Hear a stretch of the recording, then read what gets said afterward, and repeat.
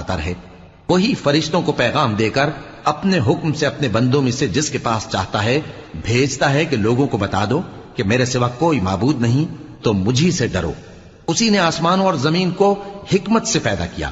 اس کی ذات ان کافروں کے شرک سے بلند و برتر ہے. اسی نے انسان کو نطفے سے بنایا مگر وہ کھلم کھلا جھگڑالو بن گیا. اور مویشیوں کو بھی اسی نے پیدا کیا. ان میں تمہارے لیے سردی سے بچاؤ اور بہت سے دوسرے فائدے ہیں اور ان میں سے بعض کو تم کھاتے بھی ہو. اور جب شام کو انہیں جنگل سے لاتے ہو اور جب صبح کو جنگل چرانے لے جاتے ہو تو ان سے تمہاری عزت و شان کا اظہار ہوتا ہے. اور دور دراز شہروں میں جہاں تم سخت محنت کے بغیر پہنچ نہیں سکتے وہ تمہارے بوجھ اٹھا کر لے جاتے ہیں.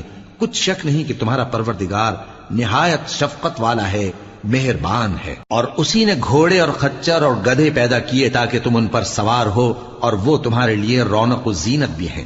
اور وہ